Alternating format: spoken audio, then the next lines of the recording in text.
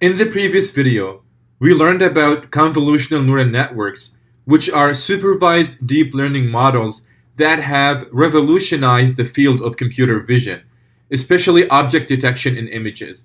In this video, we will learn about another supervised deep learning model, which is the recurrent neural network. So far, we have seen neural networks and deep learning models that see data points as independent instances. However, let's say you want to build a model that can analyze scenes in a movie. Well, you can't assume that scenes in a movie are independent, and therefore traditional deep learning models are not suitable for this application. Recurrent neural networks overcome this issue. Recurrent neural networks, or RNNs for short, are networks with loops that don't just take a new input at a time, but also take in as input the output from the previous data point that was fed into the network.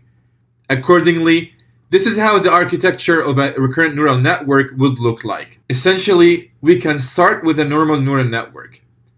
At time t equals 0, the network takes in input x0 and outputs a0. Then, at time t equals 1, in addition to the input x1, the network also takes a0 as input weighted with weight w01 and so on and so forth.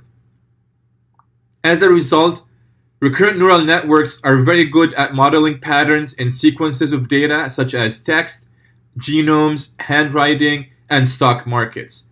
These algorithms take time and sequence into account, which means that they have a temporal dimension. A very popular type of recurrent neural network is the long short-term memory model, or the LSTM model for short. It has been successfully used for many applications, including image generation, where a model trained on many images is used to generate new novel images. Another application is handwriting generation, which I described in the welcome video of this course. Also, LSTM models have been successfully used to build algorithms that can automatically describe images as well as streams of videos.